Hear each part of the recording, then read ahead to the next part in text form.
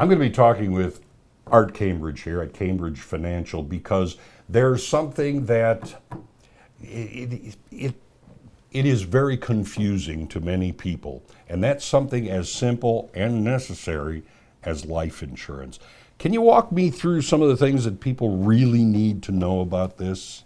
Well, there's a lot of different, there's not a ton of different life insurance products, but they all boil down to, number one, term insurance, number two, universal life insurance, indexed universal life, whole life, and variable life.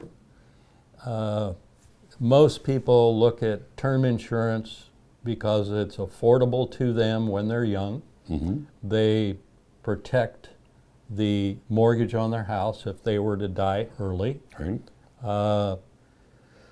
However, when that term ends, whether it be a 10-year term, 15, 20, or upwards of 30, that's all good and fine, but now you're 30 years older, and if you still need life insurance, it costs more money. Oh, yes, it does.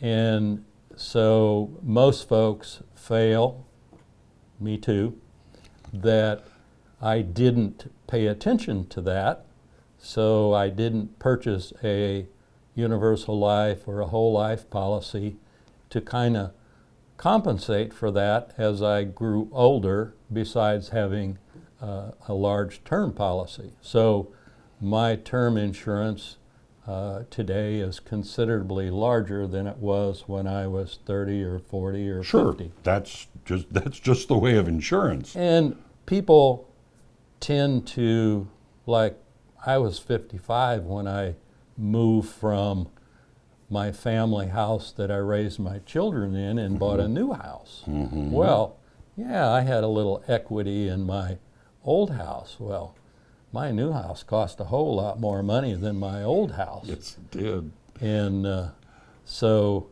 the premiums were much higher than they were in the past. Do you see people get sticker shock when they realize, oh my gosh, what the cost of insuring myself is now?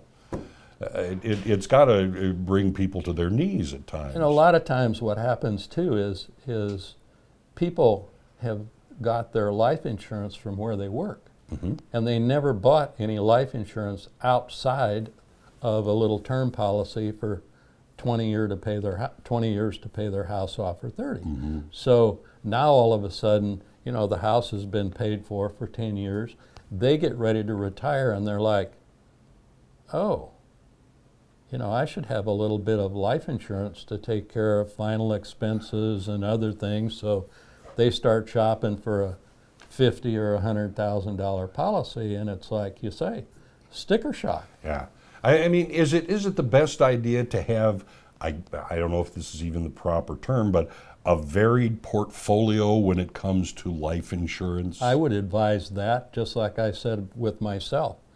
You have a term policy, you can have a UL. Okay, what is a UL? A UL, universal life policy, is a combination of term and whole life.